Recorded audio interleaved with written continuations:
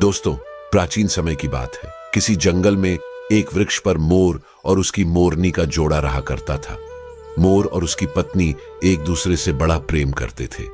दोनों आंख मूंद कर एक दूसरे पर भरोसा करते थे। उनके जीवन में किसी प्रकार का कोई दुख नहीं था। धीरे धीरे समय बीतता गया और मोर की पत्नी गर्भ धारण करती है। अब संतान के आने की खुशी में मोर और उसकी पत्नी बड़े प्रसन्न थे और अपनी आने वाली संतान के सपने देख रहे थे।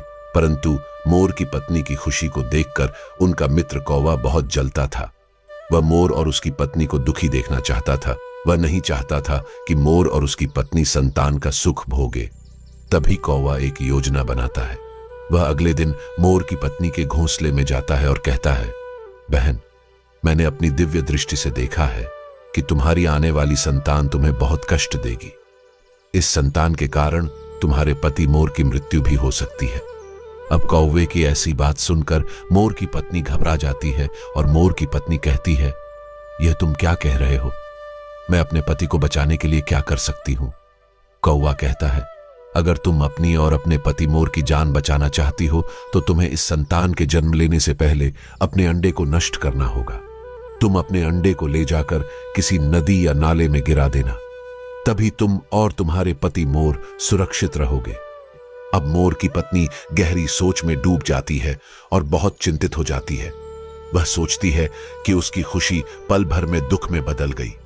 शाम के समय जब मोर दाना पानी लेकर अपने घोंसले में लौटता है तो मोर की पत्नी अपने पति को सारी बात बताती है। वह कहती है, हे प्रिय, हमें अपनी संतान को जन्म देने से पहले ही उसे मारना होगा, क्योंकि वह हमारे लिए सुख देने वाली संतान नहीं है। अब मोर कहता है, प्रिय, ऐसी क्या बात हो गई जो तुम ऐसा कह रही हो? तब मोर की पत्नी बताती है, आज हमारा मित्र कौवा आया था और उसने बताया कि हमारी संतान हमें दुख देगी और उसके कारण हमारी मृत्यु भी हो सकती है। अब मोर उसे समझाता है, हे प्रिय, ऐसा नहीं हो सकता। तुम्हें किसी की भी बातों में इस प्रकार नहीं आना चाहिए। मैं तुम्हें एक कहानी सुनाता हूं। इसके माध्यम से तुम्हें समझ में आएगा कि चाहे कोई कितना भी सगा क्यों ना हो, लेकिन मनुष्य को किसी की इन 3 बातों पर कभी भी बिना सोचे समझे विश्वास नहीं करना चाहिए। दोस्तों, मोर अपनी कहानी प्रारंभ करता है। मोर कहता है, हे प्रिय, एक समय की बात है। एक राज्य में राजा वीरेंद्र सिंह राज करते थे। राजा वीरेंद्र सिंह की 3 सुंदर रानियां थीं। राजा की जो सबसे बड़ी रानी थी उसका नाम था सत्यप्रभा। सत्यप्रभा बड़े ही अच्छे स्वभाव की महिला थी। पूजा पाठ, धर्म कर्म और पति की सेवा में ही उनका पूरा समय निकल जाता था। राजा की जो 2 छोटी रानियां थीं उनमें से एक का नाम था रूपलता और जो सबसे छोटी थी उसका नाम था माधवी। वे दोनों बहुत सुंदर थी। बड़ी रानी से जब राजा को कोई संतान नहीं हुई तब राजा ने सत्यप्रभा से विवाह किया। सत्यप्रभा से भी जब कोई संतान नहीं हुई तो राजा वीरेंद्र सिंह ने रूपलता से विवाह किया। 3 विवाह करने के बाद भी संतान उत्पन्न नहीं हुई। यह बात राजा को बहुत दुख पहुंचाती थी। पुत्र की कामना से 3 विवाह भी कर लिए, पूजा पाठ, हवन यज्ञ सब करके देख लिया, परंतु संतान सुख प्राप्त नहीं हुआ। मोर आगे कहता है, हे प्रिय, इस संसार का एक नियम है, यहां आकर दुखों से कोई वंचित नहीं रहा है। चाहे उसके जीवन में किसी भी प्रकार का दुख हो, जीवन में कोई ना कोई दुख लगा ही रहता है। राजा हो या भिखारी, सभी को दुख रूपी सागर में गोता लगाना पड़ता है। संतान ना होने के कारण सारे ऐशो आराम होते हुए भी राजा बहुत ज्यादा हताश और निराश रहते थे। उनके मन से यह चिंता निकलती ही नहीं थी कि उनके बाद इस राज्य की देखभाल कौन करेगा, कौन इस विशाल राज्य को संभालेगा। प्रिय दर्शकों, राजा वीरेंद्र सिंह अपनी बड़ी रानी सत्यप्रभा से बहुत ज्यादा प्रेम करते थे। रानी सत्यप्रभा तीनों रानियों में बुद्धि और संस्कारों में श्रेष्ठ थी। उनके अच्छे स्वभाव के कारण ही राजा उन्हें बहुत चाहते थे। राजा साहब किसी भी कार्य को करने से पहले अपनी बड़ी रानी सत्यप्रभा से सलाह जरूर लेते थे। बड़ी रानी भी अपने राजा को उनके हित की ही सलाह दिया करती थी। राजा जब गहरी चिंता में होते थे तो वह उन्हें साहस दिया करती थी। यही सच्ची पतिव्रता स्त्री का धर्म है कि यदि पति किसी बात को लेकर गहरी चिंता में है तो उसे चिंता से मुक्त कर दे, उसे तनाव से बाहर निकाल ले आए और उसे हिम्मत व दिलासा दे। राजा साहब जब अपनी बड़ी रानी सत्यप्रभा को उनके अच्छे गुणों के कारण अधिक सम्मान देते थे तो यह देखकर उनकी दोनों छोटी रानियां जलती रहती थीं, जबकि राजा तेज प्रताप उन्हें भी बराबर का सम्मान देते थे। जब राजा अपनी छोटी रानियों के पास होते थे तो बड़ी रानी को कोई आपत्ति नहीं होती थी, लेकिन जब राजा वीरेंद्र सिंह अपनी बड़ी रानी के पास चले जाते थे तो वह दोनों छोटी रानियां जल उठती थीं। वे मन ही मन बड़ी रानी को बहुत कोसती रहती थीं और ऐसी उल्टी सीधी हरकतें करती रहती थीं जिससे राजा वीरेंद्र सिंह की नजरों में बड़ी रानी सत्यप्रभा गिर जाए। जब तक किसी को ऊपर वाला नहीं गिराता तब तक मनुष्य के बस की बात नहीं है कि वह किसी को नीचा दिखा पाए। राजा की दोनों छोटी रानी या रूपलता और माधवी राजा के सामने तो ऐसे पेश आती थी जैसे वे बड़ी रानी सत्यप्रभा से बहुत प्रेम करती हैं। सत्यप्रभा रोज सवेरे स्नान ध्यान करके ईश्वर की आराधना करती थी। हर दिन नगर के कुछ जरूरतमंद लोगों की सहायता करती थी, भूखे प्यासे लाचार लोगों को भोजन कराती थी। उसके बाद ही स्वयं अन्न जल ग्रहण करती थी। इधर राजा की जो छोटी रानियां थीं वे पूरे दिन सजने संवरने में ही लगी रहती थी। ना तो वे किसी घर आए अतिथि को भोजन पानी कराती थीं और ना ही किसी अन्य बात का ध्यान रखती थी। उनका अधिकतर ध्यान राजा साहब को रिझाने में ही लगा रहता था। बड़ी रानी सत्यप्रभा प्रतिदिन ईश्वर की पूजा पाठ और दीन दुखियों की सेवा करती रही। उनकी सेवा से प्रसन्न होकर ईश्वर ने उन्हें पुत्रवती होने का वरदान दे दिया। भगवान की कृपा से जब रानी सत्यप्रभा गर्भवती हुई और यह खबर राजा को मिली तो वह खुशी से फूले नहीं समाए। उन्होंने पूरे नगर के दीनहीन लोगों को बुलाकर खूब दान धर्म किया। इधर जब छोटी रानियों ने सुना कि बड़ी रानी सत्यप्रभा ने गर्भ धारण कर लिया है तो उनकी छाती पर सांप लौट गया। वे सोचने लगी, वैसे भी राजा साहब उससे ज्यादा प्रेम करते हैं। यदि उसने किसी पुत्र को जन्म दे दिया तो फिर उनका प्रेम बड़ी रानी की ओर बढ़ जाएगा। फिर तो हम दोनों उनकी नजरों में सिर्फ दासी बनकर रह जाएंगी।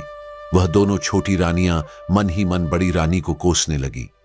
वे कहने लगी, बहन, अनर्थ हो गया, हमारी किस्मत तो फूटी निकली। बड़ी रानी सत्यप्रभा बाजी मार गई और हमें कंगाल कर गई। वह तो महारानी बनकर पूरे जीवन आनंद से रहेगी और हम दोनों दासी बनकर उनकी सेवा करेंगे। फिर तो हमारी हालत एक नौकरानी से भी बदतर हो जाएगी। यही सोच सोचकर वे दोनों छोटी रानियां मरी जा रही थीं।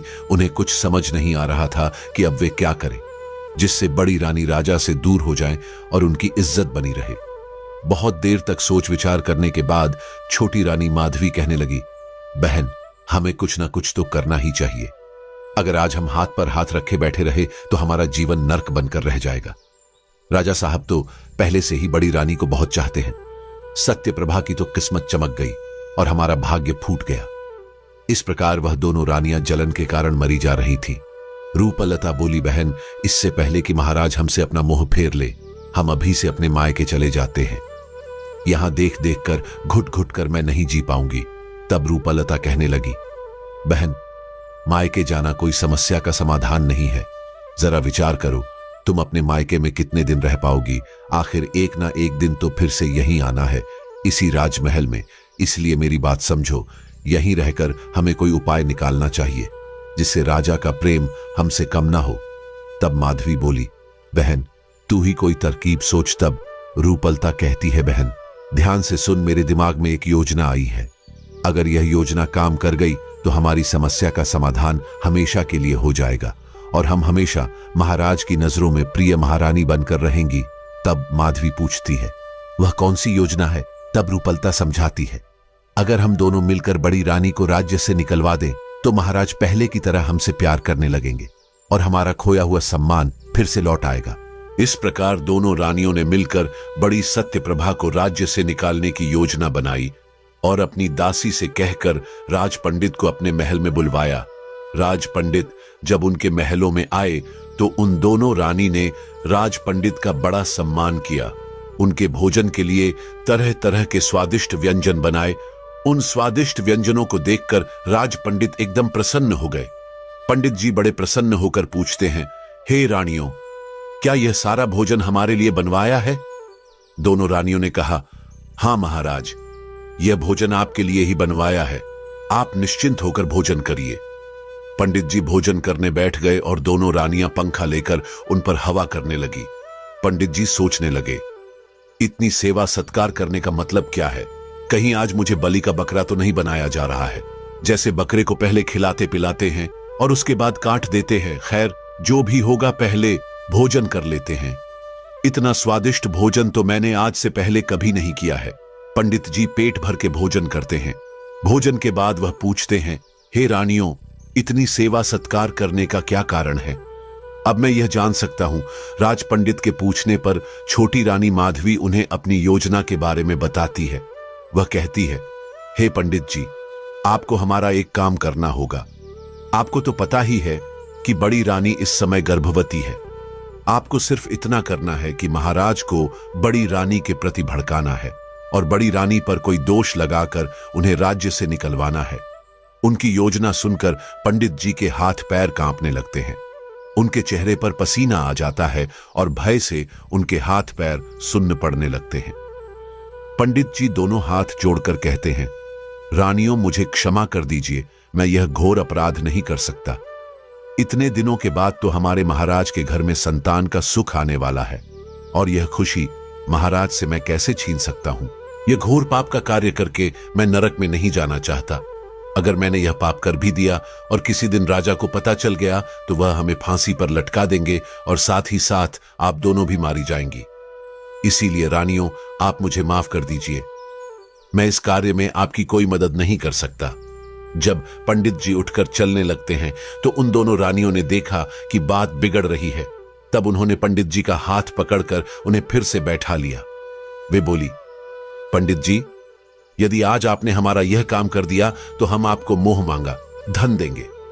आपकी 7 पीढ़ियां बैठी बैठी खाएंगे, तब भी धन दौलत खत्म नहीं होगी।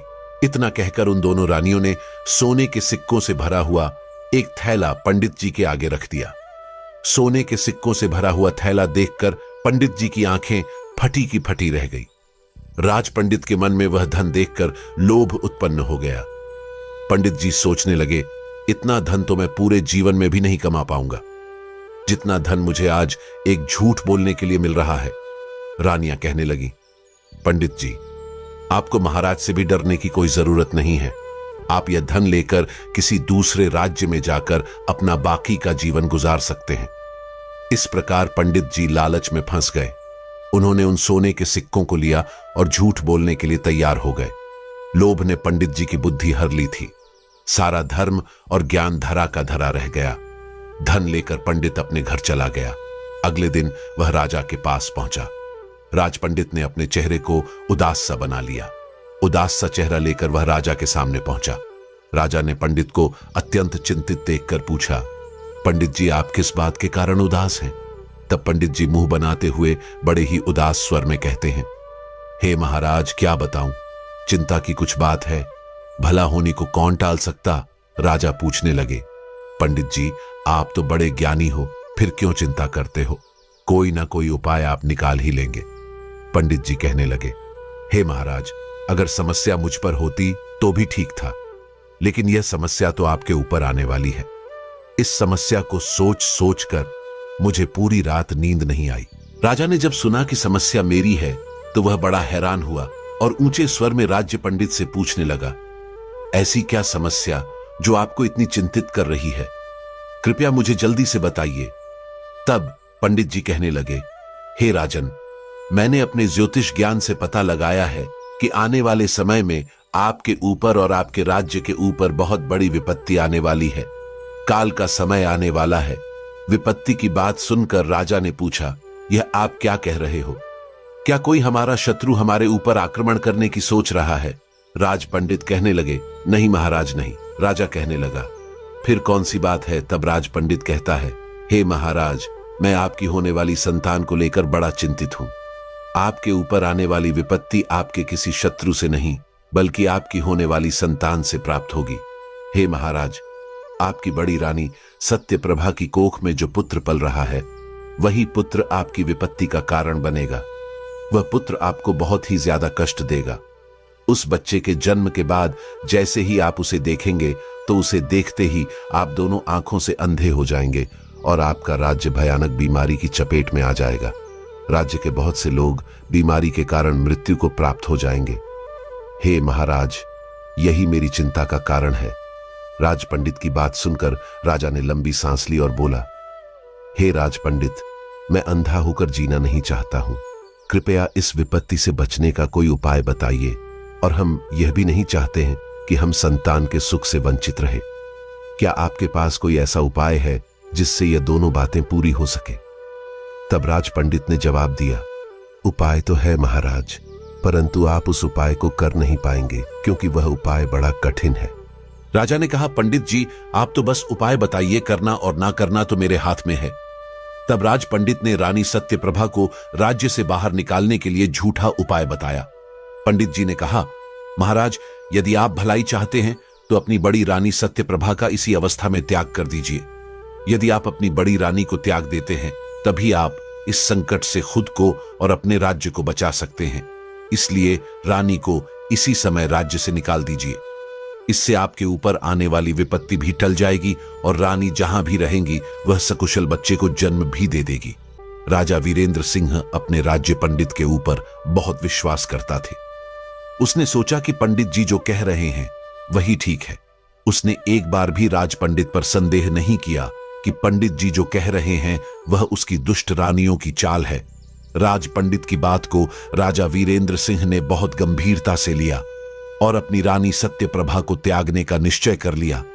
एक दिन राजा वीरेंद्र सिंह ने अपनी रानी सत्यप्रभा से कहा, हे प्रिय, कहते हैं जब बच्चा मां के पेट में हो तो मां को अधिक से अधिक तीर्थों के दर्शन करने चाहिए और अधिक से अधिक भगवान का ध्यान भजन करना चाहिए। चलिए हम कुछ दिनों के लिए तीर्थ स्थलों पर घूम कर आते हैं। वह भोली भाली रानी राजा की चाल को नहीं समझ पाई कि वह तीर्थों की कहकर उसे राज्य से बाहर छोड़ने जा रहा है। एक बार तो रानी ने राजा से कहा, महाराज, इस समय मेरा 8वां महीना चल रहा है। इस हालत में आप मुझे कहां ले जाए? मैं महल में ही ठीक हूं। लेकिन राजा नहीं माना। वह तो राज पंडित की बातों से पूरी तरह अंधा हो गया था। रानी ने सोचा, चलो, जब मेरे पति देव मेरे साथ हैं तो मुझे किस बात की चिंता है। इस तरह रानी सत्यप्रभा राजा के साथ जाने लगी। अगले दिन राजा और रानी अपने रथ में बैठकर महल से निकले। कई राज्यों तक राजा रानी को रथ में बैठाकर ले गया। जब घना जंगल आया तो राजा रानी को पैदल ले जाने लगा। उस घने जंगल में राजा और सत्यवती जब पहुंची तो चलते चलते रानी ने राजा से कहा, हे महाराज, इतनी देर से चलते चलते मैं थक चुकी हूं। यहीं किसी वृक्ष के नीचे बैठकर विश्राम करना चाहती हूं, क्योंकि इस अवस्था में मुझसे ज्यादा नहीं चला जाता।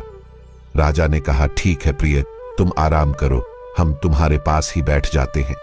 इस प्रकार रानी सत्यप्रभा अपने पति के पास एक वृक्ष के नीचे बैठकर आराम करने लगी। रानी पहले से ही हारी थकी थी, इसीलिए उसे जल्दी ही गहरी नींद आ गई। रानी गहरी नींद में निश्चिंत होकर सो गई। उसे क्या पता था कि राजा के मन में आखिर क्या चल रहा है। इधर राजा वीरेंद्र सिंह ने एक कागज पर कुछ लिखा और रानी के पास रखकर वहां से चला आया। कुछ समय बाद रानी जब नींद से जागी तो उसने अपने पास अपने पति को नहीं पाया। वह एकदम से डर के मारे घबरा गई। उसने अपने पास रखे एक कागज को पढ़ा और पढ़ते ही उसके आंखों से आंसू निकल आए। कागज में लिखा था, हे मेरी प्यारी रानी, मुझे क्षमा कर देना, किसी कारणवश में तुम्हारा त्याग कर रहा हूं। अब तुम चाहे जहां जाओ, जहां रहो, हमारा तुमसे कोई नाता नहीं है। राजा का वह खत पढ़कर रानी सत्यप्रभा गहरे शोक में डूब गई। वह अपने पति का नाम लेकर उस जंगल में रोती चिल्लाती घूमने लगी, लेकिन राजा का वहां कहीं अता पता नहीं था। वह दुखी होकर कई घंटे उसी हालत में इधर उधर भटकती रही। उसके दुख का वर्णन करना भी मुश्किल है। रानी बार बार यही प्रश्न कर रही थी, आखिर मुझसे भूल क्या हो गई जो राजा साहब ने मुझे त्याग दिया। लेकिन उसके प्रश्न का कोई जवाब देने वाला वहां नहीं था। उस लाचार रानी को अपनी इतनी चिंता नहीं थी, परंतु उसके पेट में जो बालक पल रहा था उसकी चिंता उसे बहुत अधिक थी। अगर वह अकेली होती तो कहीं अपने प्राण त्याग देती, लेकिन पेट में पल रहे बालक ने अभी दुनिया भी नहीं देखी थी। उसकी हत्या वह कैसे कर सकती थी? वह 8 माह के गर्भ को लेकर जंगल में इधर उधर भटकती रही। फिर उसने हिम्मत बांधी और भगवान को याद किया। भगवान की कृपा से उसे एक रास्ता दिखाई दिया। अब वह उस रास्ते पर धीरे धीरे आगे बढ़ने लगी। पूरा दिन भूखी प्यासी रानी उसी रास्ते पर चलती रही। चलते चलते वह एक साधु के आश्रम पर पहुंच गई। उधर आश्रम के साधु ने देखा कि एक महिला जो गर्भवती है, वह अपने बच्चे को लेकर आश्रम में अकेली भटकती हुई उसके पास आई है। साधु जी को बड़ा आश्चर्य हुआ कि इस दुखियारी को भला इस जंगल में किसने अकेला छोड़ दिया। साधु ने उस दुखियारी को पानी पिलाया, उसे बैठने के लिए आसन दिया और उसके बाद उससे उसके अकेले भटकने का कारण पूछा। साधु के पूछने पर रानी सत्यप्रभा ने रोते रोते सारी बात बता दी। रानी की दुख भरी कहानी सुनकर साधु को उस पर तरस आ गया। वह कहने लगे, पुत्री, तुम चिंता मत करो, अब तुम सही जगह पर आ गई हो। यहां तुम्हें कोई तकलीफ नहीं होगी। जब तक तुम्हारी मर्जी हो तब तक तुम इस आश्रम में आराम से रह सकती हो आज से, और इस समय से अब मैं ही तुम्हारा पिता हूं और तुम मेरी पुत्री हो। मैं तुम्हारा दुख सुख में ख्याल रखूंगा। साधु महाराज की बात सुनकर सत्यप्रभा को कुछ तसल्ली मिली और वह गर्भावस्था में उन्हीं साधु जी की कुटिया पर रहने लगी। धीरे धीरे समय बीता और रानी ने उन्हीं साधु जी के आश्रम में अपने एक बच्चे को जन्म दिया। रानी के गर्भ से एक पुत्र का जन्म हुआ। साधु जी ने उस बालक का नाम अर्पण रख दिया। अब बालक अर्पण अपनी मां और साधु जी की देखरेख में बड़ा होने लगा। उसकी शिक्षा भी उसी आश्रम में ही हुई। साधु जी ने ही उस बालक को पढ़ाया लिखाया और उसे योग्य बनाया। धीरे धीरे अर्पण जब 19 वर्ष का हुआ तो वह बालक से किशोर बन गया। अर्पण के साथ के जो बच्चे थे वे उसे बिना मां बाप का अनाथ कहकर चिढ़ाया करते थे। अर्पण अपना पिता उन्हीं साधु जी को मानता था, क्योंकि बचपन से लेकर अब तक उन्हीं साधु जी ने उसका पालन पोषण किया था। लेकिन जब वह समझदार हुआ तो उसे पता चला कि साधु जी तो उसकी मां को बेटी कहकर बुलाते हैं। उसने सोचा, महात्मा जी तो मेरी मां के पिता हैं, तो मेरा पिता कौन है?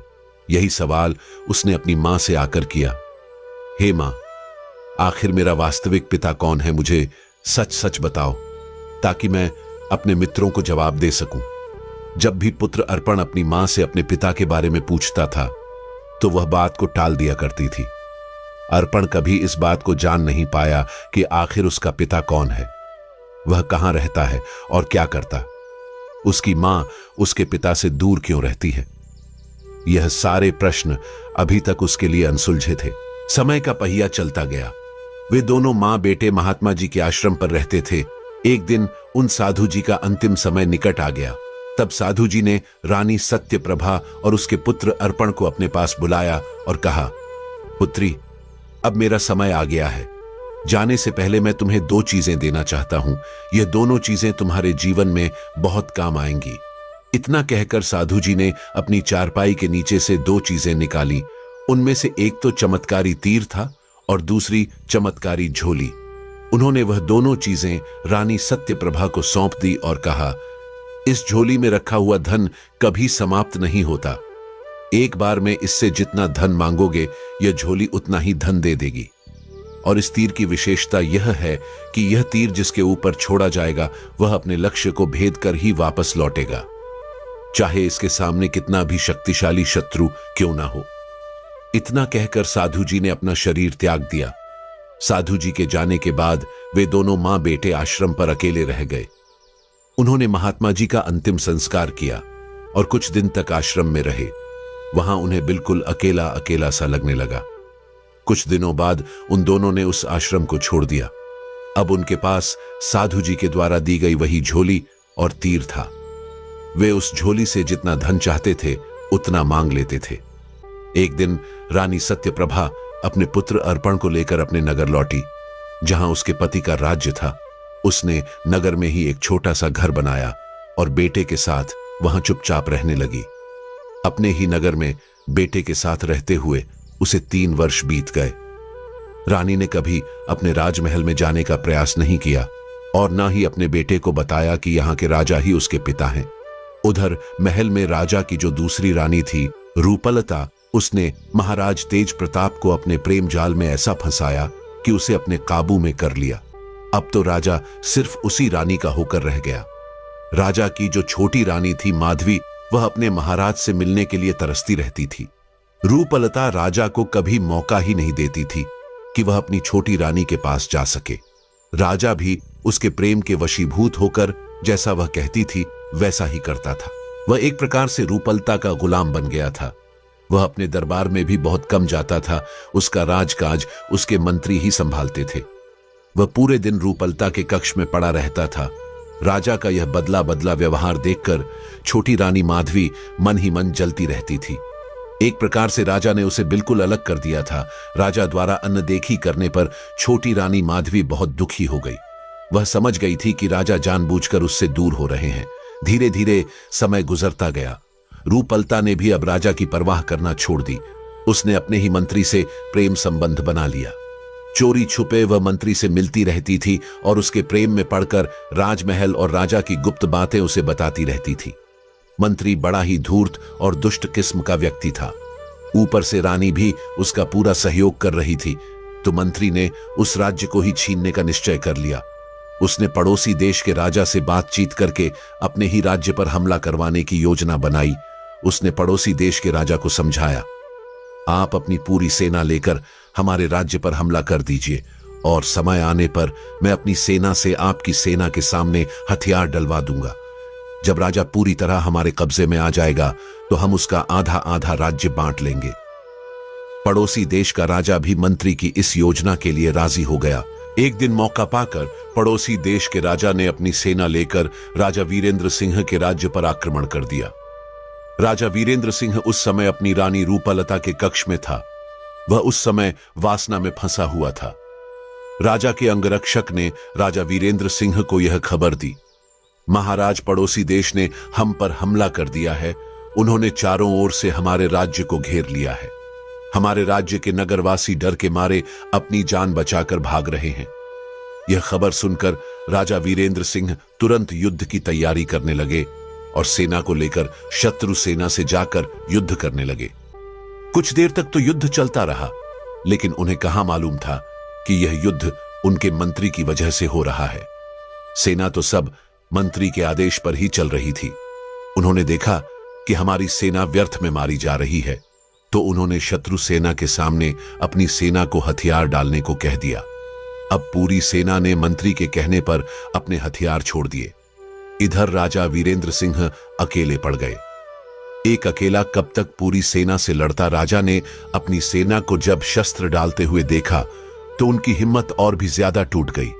इधर शत्रु सेना ने आकर राजा वीरेंद्र सिंह को चारों तरफ से घेर लिया और उन्हें बंदी बनाने का प्रयास करने लगी।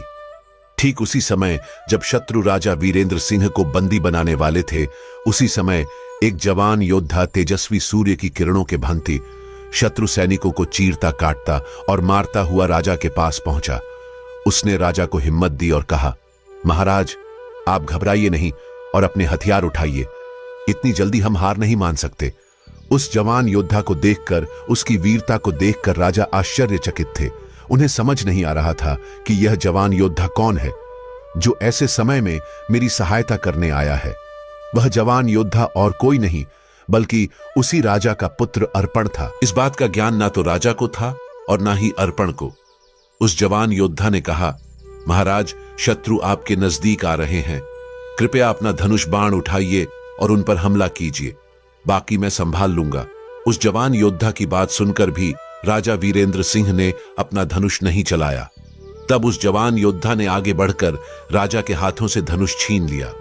उसके बाद उस जवान योद्धा ने अपने पीठ पर लटके हुए थैले से वही तीर निकाला जो साधु जी ने उसे दिया था। एकदम निशाने को साधकर उसने वह तीर शत्रु सैनिकों पर छोड़ा। वह तीर अचूक था। जैसे ही वह धनुष से छोड़ा गया, उसने एक ही बार में सैकड़ों सैनिकों को मौत के घाट उतार दिया और फिर वापस उसी योद्धा के हाथ में लौट आया। उधर राजा ने देखा कि उस जवान योद्धा के हाथों से छोड़े हुए तीर ने सैकड़ों सैनिकों की लाशें गिरा दी।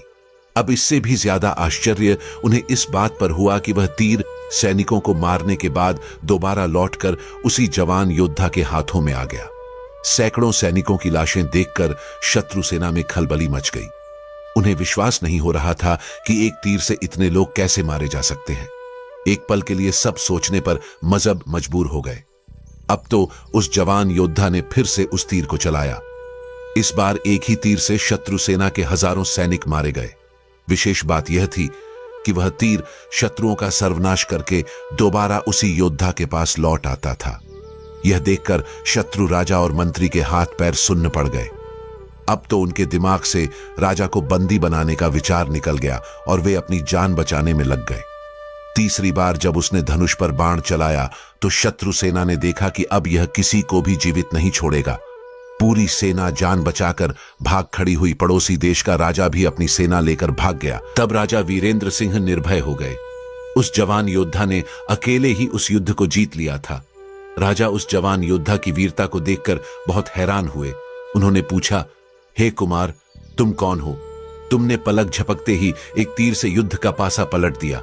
धन्य है तुम्हारी मां, जिसने तुम्हारे जैसे वीर को जन्म दिया है। वीर बालक, मैं तुम्हारी युद्ध कला को प्रणाम करता हूं। इस प्रकार राजा वीरेंद्र सिंह उस राजकुमार की वीरता के कायल हो गए।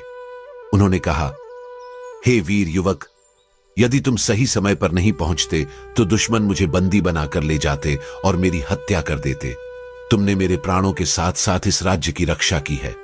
हम तुम्हारा यह एहसान कभी नहीं भूलेंगे। राजा वीरेंद्र सिंह बार बार उस वीर युवक की प्रशंसा कर रहे थे।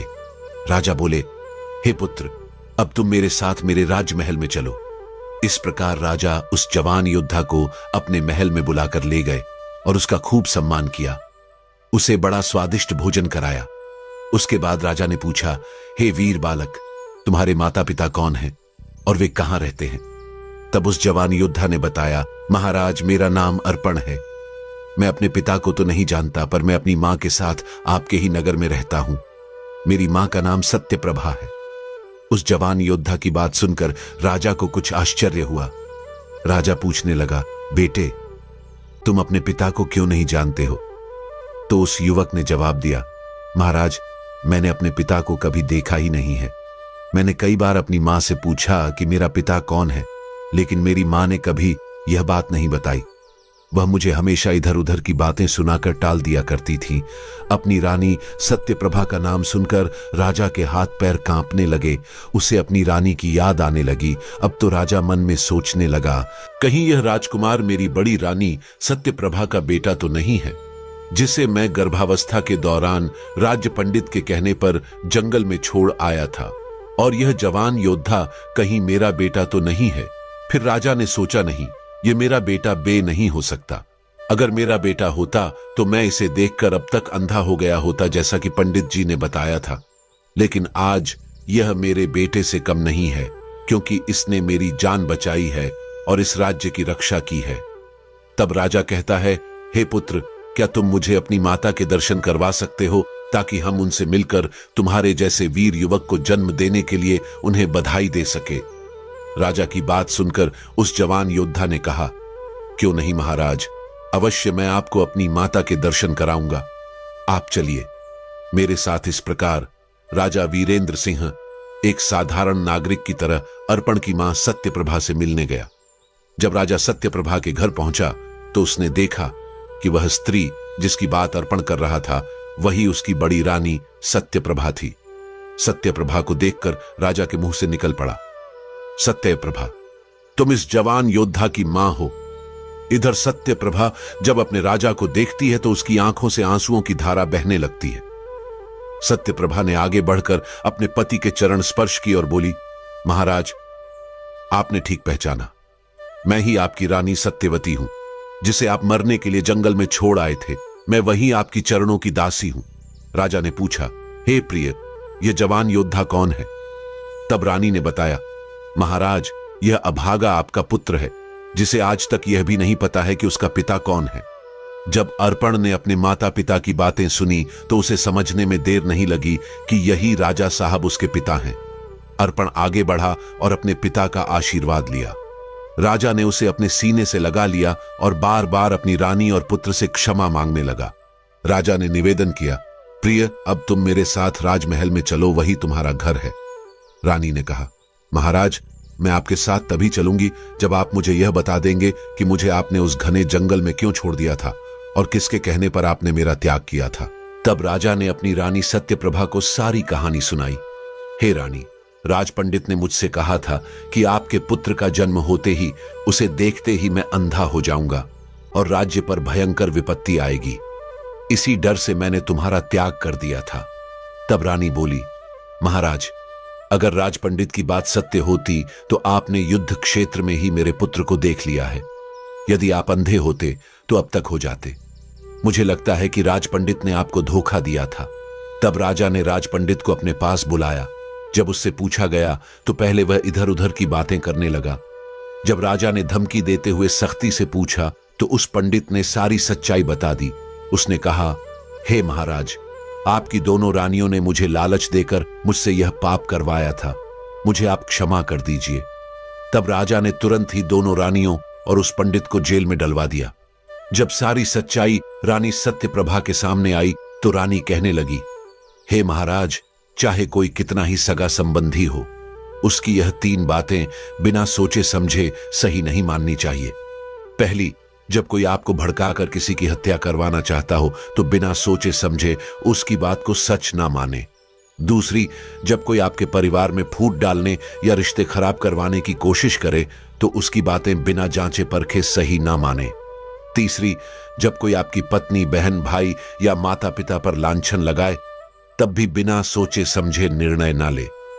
रानी ने कहा, कभी कभी मनुष्य सुनी सुनाई बातों पर जल्दबाजी में, क्रोध के आवेश में फैसला ले लेता है और बाद में उसे पछताना पड़ता है जब उसे सच्चाई का पता चलता है। इस कहानी का श्रेय सत्य, न्याय और कर्म के सिद्धांत को जाता है। यह कहानी हमें यह सिखाती है कि सत्य को छुपाया नहीं जा सकता और बुरे कर्मों का फल एक दिन अवश्य मिलता है। दोनों रानियां और राज पंडित कार कोठरी में कैद हो गए थे और अपनी भूल पर अफसोस कर रहे थे। कहानी का संदेश यह है कि लालच और छल से किए गए कार्य अंततः अनर्थ ही लाते हैं, जबकि सत्य और धर्म का पालन करने वाले लोग विजय प्राप्त करते हैं। राजा की रानी सत्यप्रभा और उनके पुत्र ने सत्य का साथ दिया और अंततः न्याय की जीत हुई। दोस्तों, मोर ने यह कहानी पूरी की तो मोर की पत्नी को भी मोर की बातें समझ में आ गई और उसने अपनी संतान को मारने का ख्याल छोड़ दिया। लोगों का क्या है? लोग तो जमीन पर बैठकर ही चांद पर दाग लगा देते हैं। याददाश्त का कमजोर होना कोई बुरी बात नहीं। बहुत बेचैन रहते हैं वे लोग जिन्हें हर बात याद रहती है। कुछ इस तरह से मैंने जिंदगी को आसान कर लिया। किसी से माफी मांग ली तो किसी को माफ कर दिया। रिश्तों को कुछ इस तरह बचा लिया करो, कभी मान लिया करो तो कभी मना लिया करो। बहुत सी उलझनों का जवाब यही है, मैं अपनी जगह सही हूं, वह अपनी जगह सही है। घर में चाहे 10 कमरे हो, लेकिन सबसे ज्यादा रौनक उस कमरे में होती है जिस कमरे में मां होती है। आप खुश हैं, यह अच्छी बात है, पर आपकी वजह से कोई और खुश है, यह सबसे अच्छी बात है। इज्जत कमाना दौलत कमाने से ज्यादा मुश्किल है और इज्जत गंवाना दौलत गंवाने से ज्यादा आसान है। किसी से इतनी नफरत ना करो कि जब सामना हो तो मिल ना सको। किसी से इतनी मोहब्बत ना करो कि जब बिछड़ना पड़े तो जी ना सको। लिहाज और अजनबी औरत की इज्जत, यह 2 ऐसी चीजें हैं जो दुनिया की कोई डिग्री हमें सिखा नहीं सकती, सिवाय घर के संस्कारों के। मायूस वह होता है जो ईश्वर पर यकीन नहीं करता और अभागा वह होता है जो ईश्वर की दी हुई बेशुमार नेमत का शुक्र अदा नहीं करता। प्यार वह चीज है जो बचपन में मुफ्त मिलता है, जवानी में कमाना पड़ता है और बुढ़ापे में मांगना पड़ता है। हे प्रभु, चाह नहीं ऐसी कि पूरा पथ जान सकूं, दे प्रकाश इतना कि हर अगला कदम पहचान सकूं। कोई भी इंसान इतना अमीर नहीं होता कि वह अपने गुजरे हुए कल को खरीद सके और कोई भी इंसान इतना गरीब नहीं होता कि वह अपने आने वाले कल को न बदल सके। जिस दरवाजे से शक अंदर जाता है, प्यार और भरोसा फिर उसी दरवाजे से बाहर चले जाते हैं। प्यार अगर कमियां देखता तो ईश्वर कभी भी हमारी तरफ ना देखता। बुरे लोगों को छोड़कर अच्छे लोगों की तलाश करने से बेहतर है कि हम बुरे लोगों की बुरी बातों को छोड़कर उनमें अच्छी बातें तलाश करें। बुरा वक्त तो वह साफ और चमकीला आईना है जो बहुत से चेहरे बेनकाब कर देता है, और अच्छा वक्त तो एक बादल है जो तेज धूप को भी रोक लेता है। अपनी खुशी के लिए दूसरों की खुशी खाक में मत मिलाओ तुम्हारी। वह खुशी बेकार है जिसके पीछे किसी के आंसू हो। जब किसी की बात कड़वी लगे तो समझ लेना कि सच कहां जा रहा है, और जब किसी के बात करने का तरीका कड़वा लगे तो समझ लेना कि अलविदा कहां जा रहा है। दोस्तों, आशा करता हूं कि इस कहानी से आपको बहुत कुछ सीखने को मिला होगा। अगर वीडियो आपको अच्छी लगी हो तो वीडियो को लाइक और इस वीडियो को अपने दोस्तों के साथ शेयर जरूर करें और हमारे इस चैनल को सब्सक्राइब करना